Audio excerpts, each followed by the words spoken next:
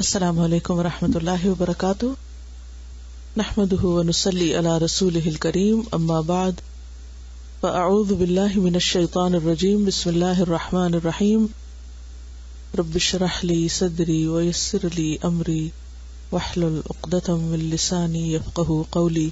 درود پڑھیے۔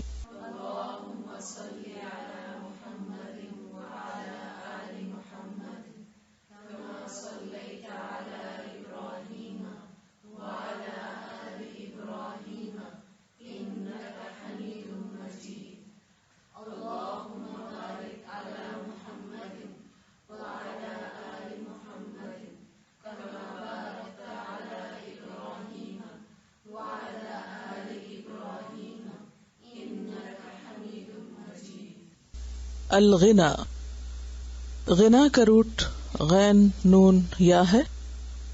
غنن کا معنی ہوتا ہے اکتفا کرنا، اور تغنا کا معنی ہوتا ہے مالدار ہونا۔ غنی کہتے ہیں اکتفا کرنے والے کو، تونگر مالدار، اور اس کی جمع اغنیا۔ اور استغنا کا معنی ہوتا ہے بے نیاز ہونا۔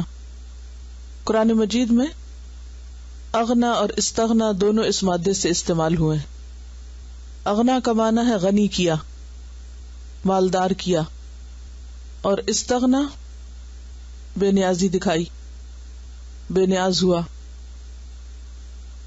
اور یہاں پر لفظ استعمال ہوا ہے الغنا، تو غنا کے دونوں ہی معنی ہیں، دولت مندی بھی اور بے نیازی بھی، کیونکہ جس کے پاس دولت ہوتی ہے وہ کیا ہوتا ہے؟ بے نیاز۔ وہ عام طور پر دوسروں کا محتاج نہیں رہتا۔ تو غنا انسان کو دنیاوی معاملات میں لوگوں سے بعض اوقات غنی کر دیتی ہے۔ غنیت المرأة عربی میں اس عورت کے لیے استعمال ہوتا ہے جو حسن و زیبائش کی وجہ سے آرائش سے بے نیاز ہو، یعنی وہ بذات خود اتنی خوبصورت ہو کہ اسے کسی میک اپ کی ضرورت نہ ہو۔ تو غنی وہ انسان کہ جس کے پاس اتنا ہو کہ اسے دوسروں کی ضرورت نہ ہو۔ لیکن اس باب میں دراصل دولت مندی کے معنوں میں نہیں بلکہ بے نیازی کے معنوں میں اس لفظ کا استعمال کیا گیا ہے۔ قال اللہ تعالی ومن کان غنیا فلیستعفف النساء، اللہ تعالی کا ارشاد ہے یتیم کا جو سرپرست مالدار ہو وہ پرہیزگاری سے کام لے۔ سورۃ النساء میں جہاں یتیموں کے حقوق کا بیان ہے وہاں پر یہ آیت آتی ہے کہ یتیم وہ بچے جن کے باپ فوت ہو جائیں جب وہ کسی اور رشتہ دار یا غیر رشتہ دار کی سرپرستی میں آئیں تو وہ سرپرست یا گارڈین اگر خود مالدار ہے، من کان غنیا فلیستعفف، تو اسے چاہیے کہ وہ یتیم کے مال میں سے کچھ نہ لے، یعنی جو خدمت وہ یتیم کی کر رہا ہے اس کا معاوضہ نہ لے بلکہ فی سبیل اللہ اس کی خدمت کرے۔ تو یہاں غنی کا لفظ دولت مند ہونے کے معنوں میں ہے۔ اسی طرح جمع کے صیغے میں یہ لفظ استعمال ہوا ہے سورۃ البقرہ 273 میں، قال اللہ تعالی للفقراء الذین احصروا فی سبیل اللہ لا يستطيعون ضربا في الارض يحسبهم الجاهل اغنياء من التعفف۔ آیت پوری کر لیجئے کیونکہ آدھی آیت سے باب کا مفہوم نہیں نکلتا۔ للفقراء الذين احصروا في سبيل الله لا يستطيعون ضربا في الارض يحسبهم الجاهل اغنياء من التعفف تعرفهم بسيماهم لا يسألون الناس الحافا وما تنفقوا من خیر فإن اللہ بہ علیم۔ اس کا معنی کیا ہے؟ اللہ تعالیٰ کا ارشاد ہے خاص طور پر مدد کے مستحق وہ تنگ دست لوگ ہیں جو اللہ کے کام میں ایسے گر گئے ہیں، مصروف ہو گئے ہیں کہ اپنی ذاتی کسب معاش کے لیے زمین میں کوئی دوڑ دھوپ نہیں کر سکتے، یعنی خود اپنی روزی کا بندوبست نہیں کر سکتے۔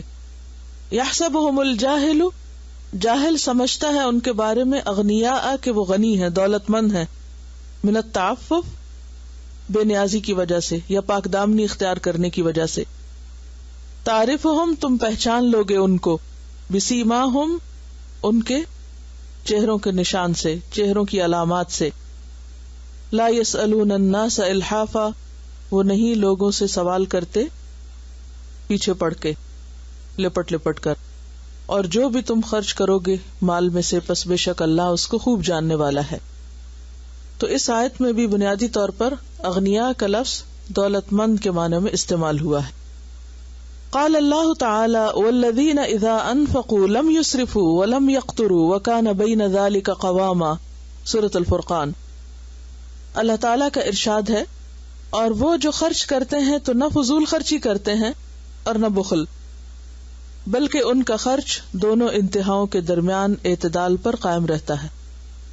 تو مراد اس سے یہ ہے کہ ایک مومن کے لیے نہ تو اسراف کا راستہ درست ہے اور نہ ہی بخل کا. اس کے لیے پسندیدہ کیا ہے؟ معتدل راستہ، درمیانہ راستہ. عام طور پر یہ لفظ چونکہ دولت مندی کے معنوں میں استعمال ہوتا ہے، تو یہاں پر ان آیات کو لانے کا مقصد کیا ہے؟ ان کا مقصد یہ ہے کہ ایک تو لفظ کی وضاحت ہو، اور دوسرے دولت کے استعمال کے بارے میں جو پسندیدہ رویہ ہے وہ سامنے آئے. جیسا کہ ہم سب جانتے ہیں کہ اللہ تعالیٰ نے انسان کو پیدا کیا اور اس کے لیے رزق کے سامان معیشت اور معاش دنیا میں رکھے، اور پھر کمانے اور کام کرنے اور محنت کرنے کو بھی پسندیدہ قرار دیا گیا. لیکن اس کے ساتھ ساتھ اعتدال کا راستہ پسندیدہ راستہ قرار پایا کہ انسان دنیا میں رہتے ہوئے اپنی ضروریات کو پوری کرنے کے لیے دوڑ دھوپ کرے، محنت کرے، لیکن اس معاملے میں وہ حد سے نہ بڑھے، دنیا کے حرص اور لالچ میں مبتلا نہ ہو. لالچ بری بلا ہے. لہذا اس مقصد کی وضاحت حدیث نمبر 150 کرتی ہے کہ ہمارا دین ہم سے کیا مطالبہ کرتا ہے کہ دنیا میں رہتے ہوئے، مال و دولت کماتے ہوئے، مال و دولت کے مالک ہوتے ہوئے، اپنی دنیاوی ضروریات کے پورا کرتے ہوئے دلوں کی کیفیت اور اطمینان کس درجے کا ہونا چاہیے اور کیسا ہونا چاہیے، ایک مومن کی سوچ کیسی ہوتی ہے. عن ابی ہریرہ عن النبی صلی اللہ علیہ وسلم قال لیس الغنى عن کثرة العرض ولكن الغنى غنى النفس، رواہ البخاری کتاب الرقاق. سیدنا ابو ہریرہ رضی اللہ عنہ سے روایت ہے کہ نبی کریم صلی اللہ علیہ وسلم نے فرمایا، تونگری یعنی مالداری یہ نہیں کہ سامان زیادہ ہو، بلکہ امیری، دولت مندی، تونگری یہ ہے کہ دل غنی ہو. یعنی اصل امیر کون ہے، اصل غنی کون ہے؟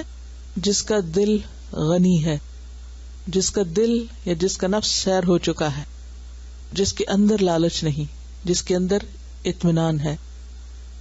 لفظی وضاحت دیکھیے. ان ابی ہریرہ، ابو ہریرہ رضی اللہ عنہ سے روایت ہے، ان النبی، وہ نبی صلی اللہ علیہ وسلم سے روایت کرتے ہیں، قال، آپ نے فرمایا، لیس الغنى، نہیں ہے دولت مندی، دولت مند ہونا، مالدار ہونا، عن کثرت العرض، سامان کی کثرت سے. عرض کہتے ہیں سامان کو. کسی کے دولت مندی کا اظہار اس کے پاس سامان کی یعنی دنیاوی سامان کی ریل پیل یا کثرت سے نہیں ہوتا. عام طور پر کسی کے دولت مند ہونے کا معیار کیا ہوتا ہے؟ آپ کس کو دیکھ کر کہتے ہیں کہ یہ شخص دولت مند ہے؟ دولت مند شخص کی پہچان کیا ہوتی؟ کہ مثلاً اس کے پاس لباس بہت اچھا ہے، یا اس نے بہت زیور پہن رکھا ہے، یا اس کے گھر میں فرنیچر بہت اعلیٰ درجے کا ہے، یا خود گھر بہت اعلیٰ قسم کا ہے، گاڑی بہت اچھی ہے. تو ان چیزوں کو دیکھ کر لوگ عام طور پر اندازہ لگاتے ہیں کہ کسی شخص کی مالی حیثیت کیا ہے، وہ امیر ہے یا غریب ہے، دولت مند ہے یا فقیر ہے. تو نبی صلی اللہ علیہ وسلم کیا فرما رہے ہیں کہ کسی کے دولت مند ہونے کی اصل علامت یہ نہیں کہ وہ دولت مند ہے، کہ اس کے پاس ڈھیروں مال ہے. اصل دولت مند کون ہے؟ ولیکن الغنى، اصل دولت مندی، غنى النفس، نفس کی دولت مندی، اندر کی بے نیازی، دل کا لالچ سے خالی ہونا ہے.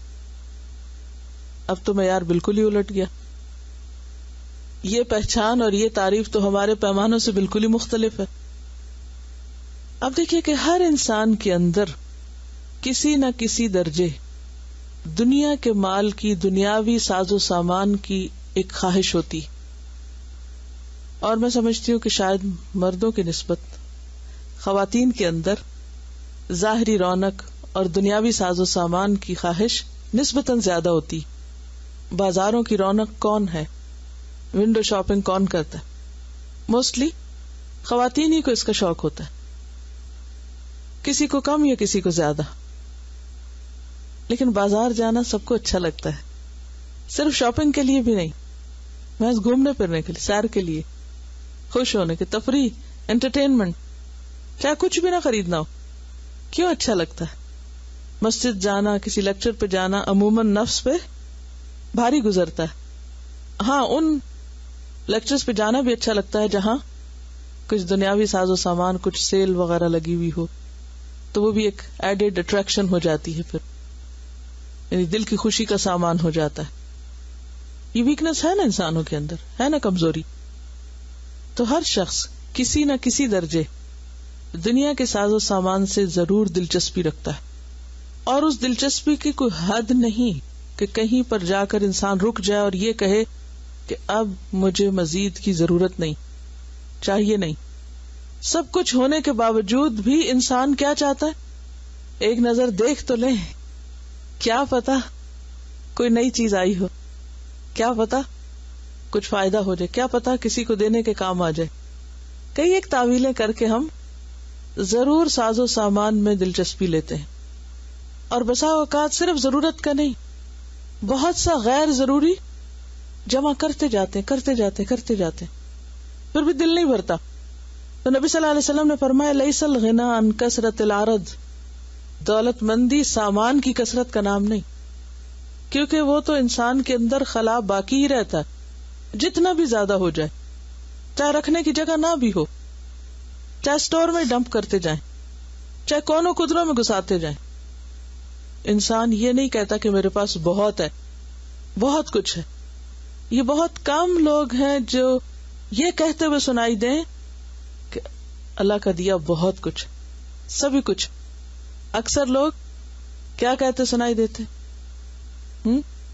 عموماً خواتین کے شکوے شکایات اپنے شوہروں سے، رشتہ داروں سے، دوستوں کے ساتھ کس قسم کا غم شیئر کیا جاتا رہتا ہے. کوئی گھر آ جائے تو اس کو کیا مسئلے بتائے جاتے ہیں، دیکھو فرنیچر کی حالت، دیکھو کارپیٹ کی حالت، دیکھو فلاں دیکھو فلاں. کس موقع پر جا کر انسان مطمئن ہو جائے کہ ہاں سبھی ٹھیک ہے، اب سب ٹھیک، سب ٹھیک نہیں ہے، سب اچھا نہیں ہے، کیونکہ اطمینان قلب نہیں، دل اندر سے بھرا ہوا نہیں ہے. اصل دولت مند کون ہے؟ جس کا دل بھرا ہوا ہو، سامان دنیا سے دل بھر چکا ہو. بالکل ایسے ہی جیسے کسی کا پیٹ بھر چکا ہو تو اس کے بعد اس کے سامنے کتنا بھی اعلیٰ درجے کا کھانا آئے تو وہ کیا کرتا ہے؟ نظر اٹھا کے بھی نہیں دیکھتا، کیونکہ اب وہ دور سے دیکھ کے گھبراتا ہے. وہ کہتا ہے میرے پاس نہیں لانا، میرا پیٹ بھر چکا ہے، اور کی گنجائش نہیں چاہیے. اور ہم سب اپنا اپنا جائزہ لیں. ہمارے گھروں میں جو کچھ بھی، ہماری پوزیشن میں جو کچھ بھی، خواہ وہ ہمارا لباس ہے، زیور ہے، کچن کا سامان ہے، کراکری ہے یا فرنیچر ہے، جو کچھ بھی، ان سب پر نظر ڈال کر اپنے آپ سے پوچھیں کیا کافی، بہت ہے؟ دل کی کیفیت کیا ہے؟ اور چلے عام طور پر اگر بہت مصروفیت میں خیال نہ بھی آئے تو جب ذرا اتفاق ہو اپنے سے بہتر کسی گھر میں جانے کا تو وہاں دل کی حالت کیا ہوتی، وہاں بے چینی اور خلل کا کیا عالم ہوتا.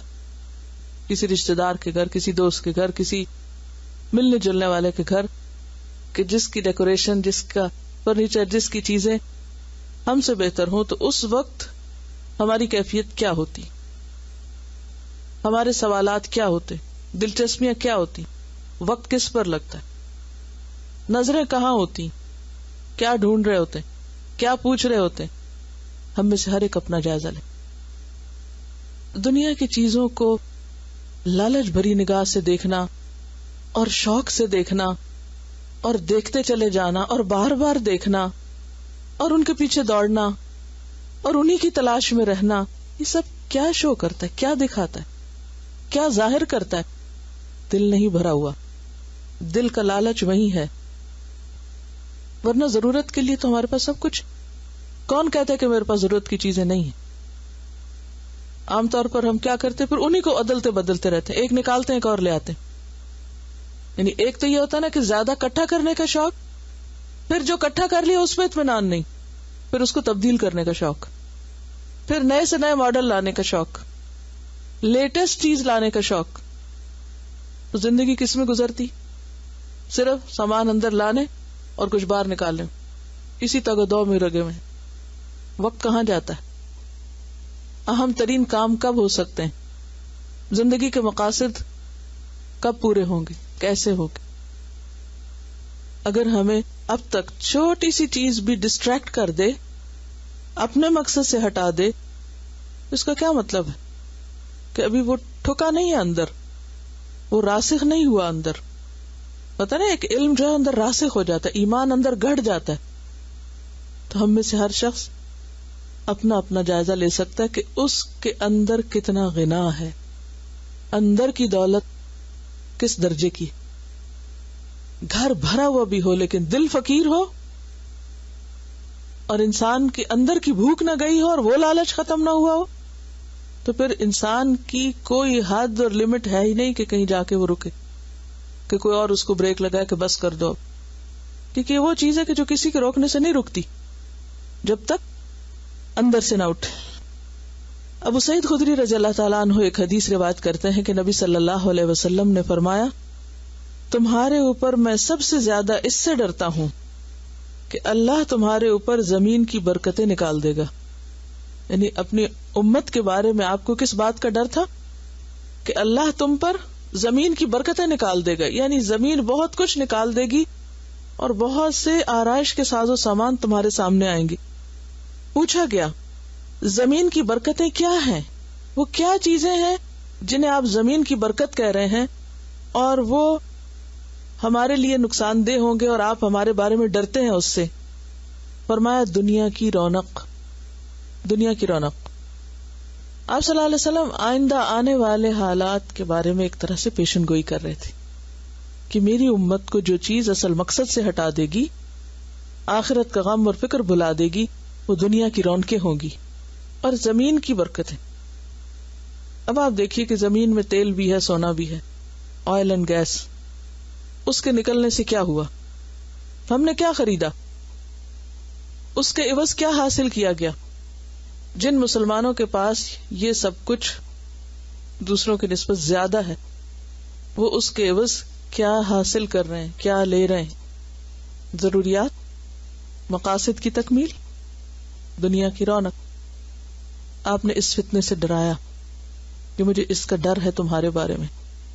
ہوتا کیا ہے؟ نمازیں بھی پڑھ لی جاتی ہیں، رمضان میں مسجدیں بھی آباد ہو جاتی ہیں، حج عمرے پہ بھی بے شمار مخلوق پہنچ جاتی، صدقہ خیرات بھی ہو جاتا ہے. لیکن امت وسط جس مقصد کے لیے اٹھائی گئی، وہ مقصد اسے پش چلا جاتا ہے. وَكَذَلِكَ جَعَلْنَاكُمْ أُمَّةً وَسَطًا لِتَكُونُوا شُهَدَاءَ عَلَى النَّاسِ وَيَكُونَ الرَّسُولُ عَلَيْكُمْ شَهِيدًا. اس کا احساس ہی نہیں، اس کی طرف توجہ ہی نہیں.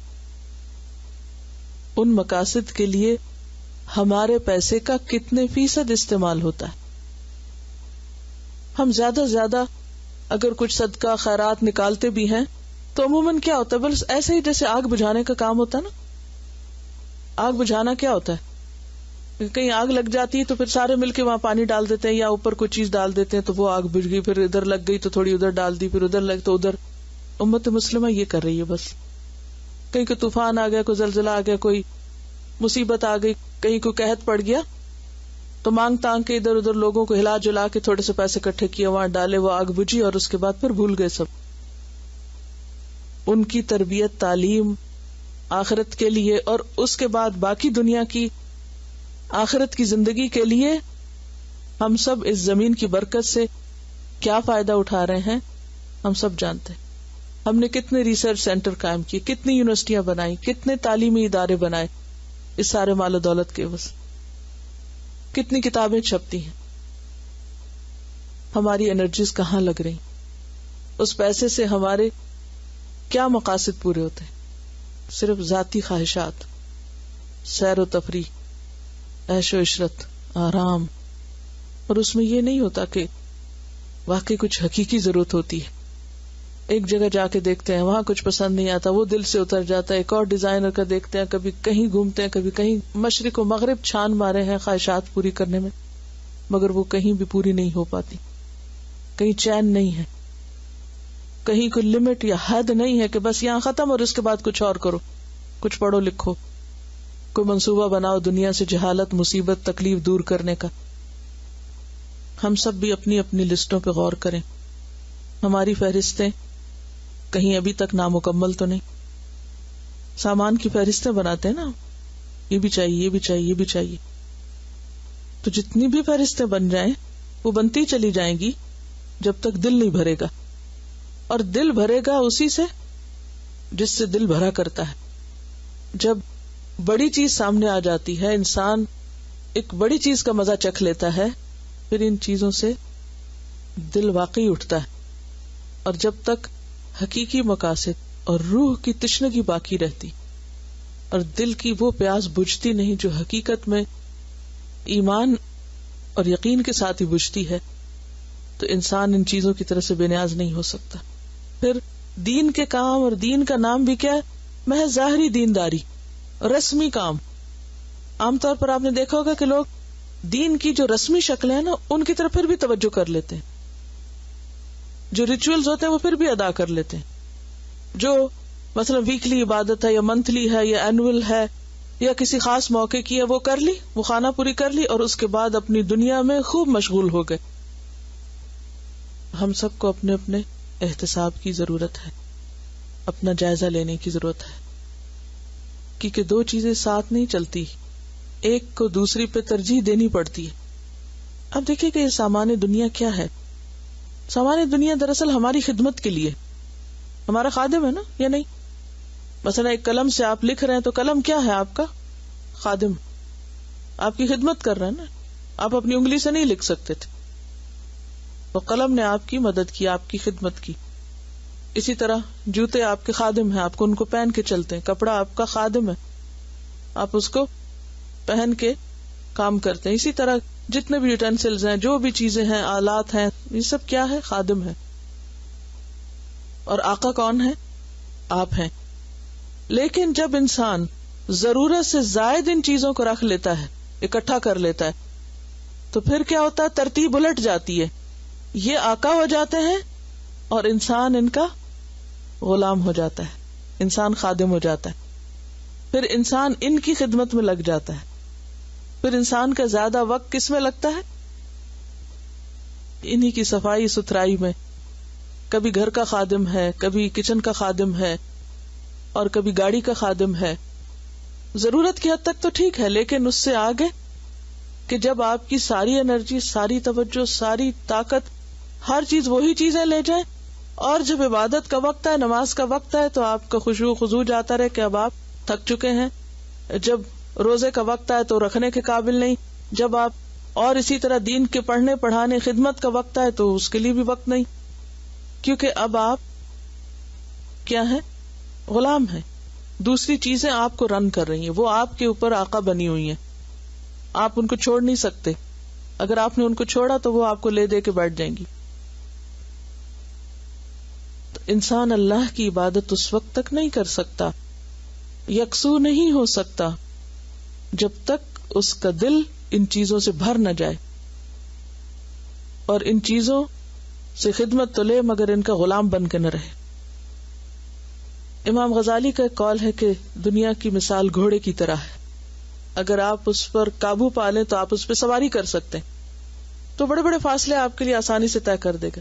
لیکن اگر گھوڑا سرکش ہو جائے اور وہ آپ پہ قابو پا لے تو وہاں جا گرائے گا جہاں سے ہلاکت کے سوا کچھ بھی حاصل نہیں. انسان دنیا کے ساز و سامان میں اس قدر منہمک ہوتا ہے اور اتنی محنت کرتا ہے اس پر، اور اتنا اس کو سجاتا بناتا ہے کہ وہ سمجھتے شاید ہمیشہ اسی میں رہے گا. اللہ سبحانہ وتعالیٰ نے قوم عاد کو کہا تھا اتبنون بکل ریع آیۃ تعبثون وتتخذون مصانع لعلکم تخلدون. اور اسی طرح قوم سمود کو کیا فرمایا اتترکون فیما ہاہنا آمنین فی جنات وعیون وزروع ونخل طلعها ہضیم وتنحتون من الجبال بیوتا فارہین فاتقوا اللہ واطیعون ولا تطیعوا امر المسرفین. کیا تم ان نعمتوں میں، ان چیزوں میں اسی طرح امن کے ساتھ چھوڑ دیے جاؤ گے، باغوں اور چشموں میں، کھیتیوں اور کھجور کے درختوں میں جن کے خوشے پکے ہوئے ہیں، اور تم گھر لیتے ہو پہاڑوں میں سے گھر امن کے ساتھ رہنے والے. پس اللہ سے ڈرو اور میری اطاعت کرو. پیغمبروں کی اصل غنا کی دلیل تو یہی ہے کہ ہر پیغمبر نے یہی کہا کہ وما اسألکم علیہ من اجر ان اجری الا علی رب العالمین. قوم فرعون کو ڈبونے کے لیے جب اللہ سبحانہ وتعالیٰ نے گھروں سے نکالا تو فرمایا کہ فاخرجناہم من جنات وعیون وکنوز ومقام کریم. اگر انسان کو یہ یاد رہے کہ ان سب چیزوں کا وارث تو کوئی اور ہی بن جائے گا ہمارے بعد، اور ہمارا اصل گھر آخرت ہے جس کو ہم بھولے ہوئے ہیں، تو شاید کچھ اصلاح ہو جائے. عام طور پر کیا ہوتا ہے کہ انسان دوسروں کو دکھاوے کے لیے، بعض اوقات دوسروں سے تعریف چاہنے کے لیے، وہ حب جاہ کا جو اندر ایک ویکنس ہوتی ہے انسان کے کہ دوسروں کے مقابلے میں اہمیت حاصل کر لے، اور پھر انسان ایک مقابلہ بازی کی کیفیت میں آ جاتا ہے، اور پھر اس کی کوئی حد نہیں ہوتی. پھر وہ ظاہر اگر آپ مقابلہ کرتے ہیں تو دوسرے بھی کریں گے، آپ ان سے اور وہ آپ سے آگے بڑھتے رہے، اور یوں انسان صرف دنیا کی دوڑ میں لگ کے رہ جاتا ہے. خود احتسابی کا عمل جاری رکھنا چاہیے. اگر ہم اپنا ایک معیار بنا لینا کہ کس چیز کو میں حاصل کرنے جا رہی ہوں اور اس کے حاصل کرنے میں کھو کیا رہی ہوں، کیا ملے گا اور کیا جائے گا، تو بہت واضح معیار سامنے آ جاتا ہے. جب بھی مجھے کچھ اور لینا ہوتا ہے یا کچھ ایسی چیز ہوتی ہے تو میں ہمیشہ سوچتی ہوں کس کی قیمت پر، اور قیمت سے مراد میری مال نہیں ہوتا، میرا وقت ہوتا ہے. کس قیمت پر یہ لوں گی، کس قیمت پر اس کو سنبھالوں گی، کس قیمت پر اس کو اٹھاؤں گی اور رکھوں گی. بہت بھاری قیمت دینی پڑے گی صرف ایک ایکسٹرا چیز کے زیادہ ہونے سے. السلام علیکم. فرائیڈے کو ہمارے ساتھ ایسے ہوا کہ ہم ایسے نماز پڑھی، قرآن پڑھا، تو اچانک ایسے جیسے دھماکہ ہوا ہے. تو یقین کریں کہ اس دن میں کپڑے کافی نکال رہی تھی کہ میں کچھ ڈونیٹ کر دوں.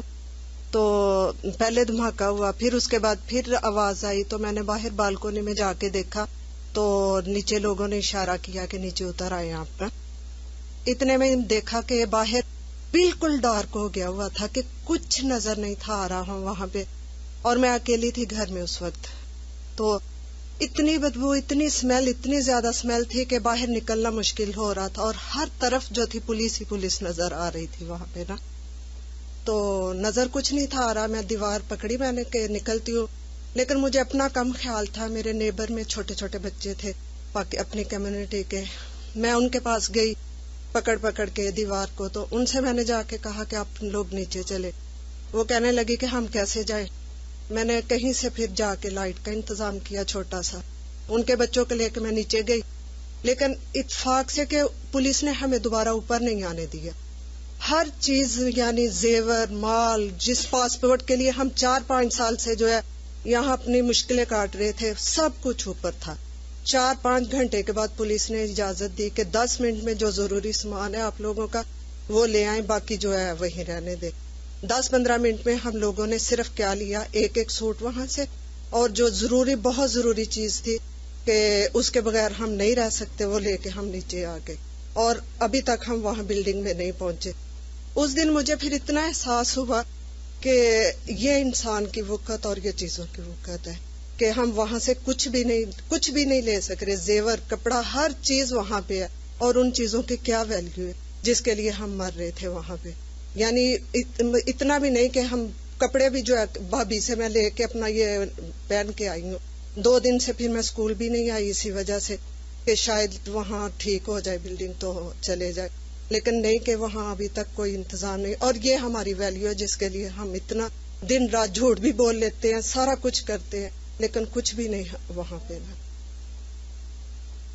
یہ تو صرف دنیا کا ایک واقعہ ہے نا کہ آپ کو مہلت مل گئی کہ ٹھہر کے تھوڑی دیر کے بعد آپ اتر آئے, 10 منٹ پھر جانے کا موقع مل گیا. موت کا فرشتہ تو اتنا وقت بھی نہیں دے گا کہ جا کے اندر سے کچھ ہی نکال کے اپنے ہاتھ سے صدقہ ہی کر دیں.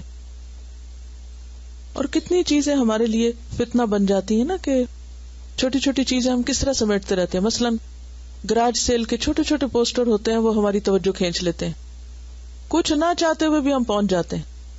کتنا پرائم ٹائم ہوتا ہے سیٹرڈے سنڈے کا, جس میں ہم کتنی کتابیں پڑھ سکتے ہیں. اس وقت کو ہم کس میں گزار دیتے ہیں, کیا ڈھونڈنے اور کیا کرنے میں. کبھی سوچیں واقعی ہماری ضرورت ہے اور شدید ضرورت ہے, اور اس چیز کے بغیر ہمارا گزارا کوئی نہیں ہو رہا, پھر تو ہم قدم نکالیں. ورنہ پھر سوچیں کس قیمت پر کیا لینے جا رہے ہیں, کیا چھوڑ کے جا رہے ہیں, اور کس چیز کے پیچھے جا رہے ہیں. اور یہ جو بات ہے نا کہ سامان کی کثرت سے دل نہیں غنی ہوتا, آپ مالدار نہیں ہوتے. اور آپ نے کئی دفعہ تجربہ کیا ہوگا کہ جن لوگوں کے گھر بھرے ہوئے ہوتے ہیں ڈیکوریشن پیسز سے, ان کے دل کتنے چھوٹے ہوتے ہیں, کتنے چھوٹے ہوتے ہیں. کسی کا آنا ان سے برداشت نہیں ہوتا, کوئی بچہ ان کو اچھا نہیں لگتا, کوئی ان کے گھر آ جائے تو ان کی جان بن جاتی ہے. اور چھوٹی چھوٹی باتوں پہ وہ مزاج خراب کر لیتے ہیں اپنا. بچوں اپنوں کو لڑنا جھگڑنا شروع کر دیں گے, شوہر سے بد مزاج ہو جائیں گے, مہمانوں کے جانے کے بعد ان کے بارے میں طرح طرح کی باتیں بنائیں گے کہ یہ کرائے عمل پہ پانی پھیر کے رکھ دیں گے, کیونکہ انسانوں سے زیادہ وہ ٹھیکریاں قیمتی ہو جاتی ہیں. پھر السلام علیکم ورحمۃ اللہ وبرکاتہ. کچھ عرصے پہلے ہم نے ٹی وی پہ پروگرام دیکھا تھا, بلکہ کافی عرصہ ہو گیا, ہو سکتا ہے کچھ ہم بھول بھی گئے ہوں.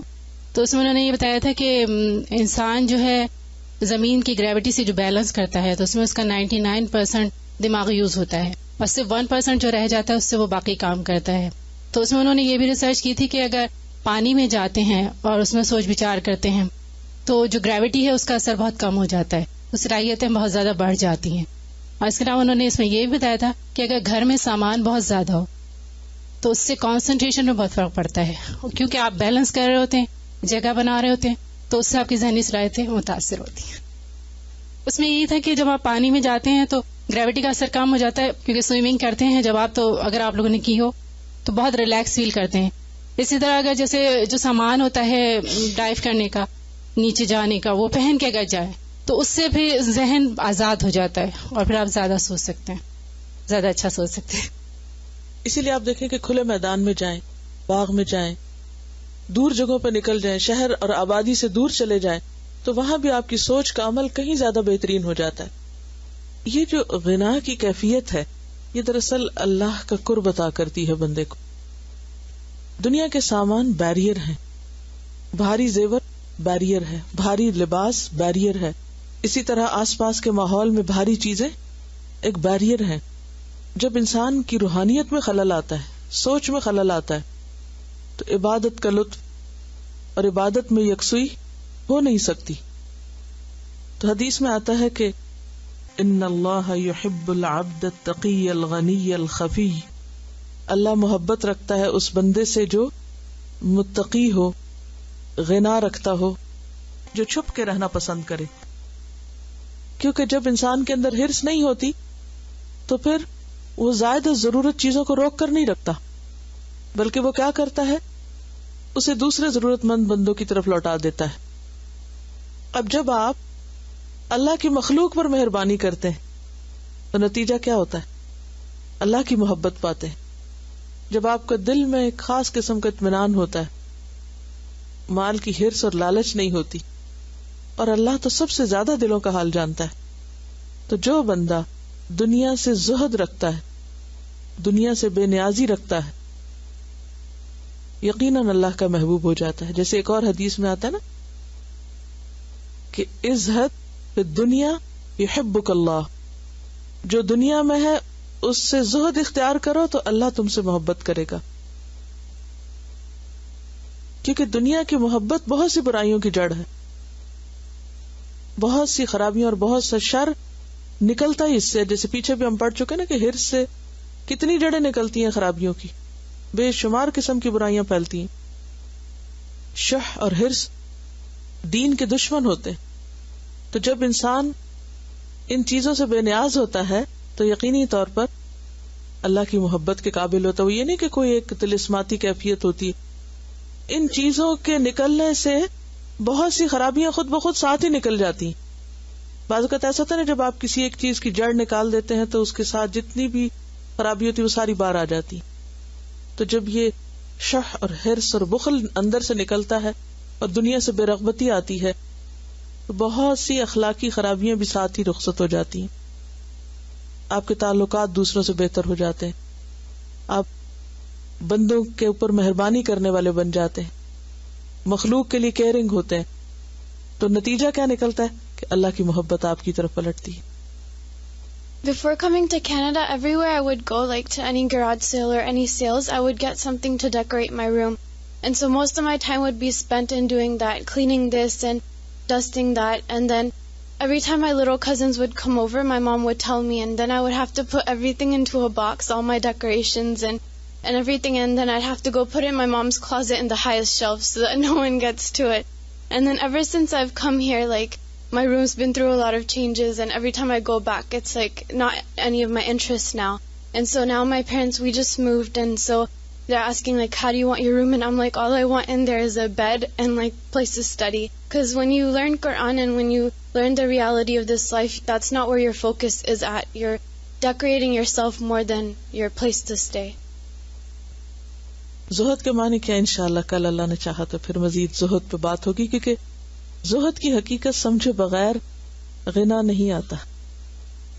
سبحانک اللہم و بحمدک نشہد ان لا الہ الا انت نستغفرک و نتوب الیک. السلام علیکم و رحمۃ اللہ وبرکاتہ.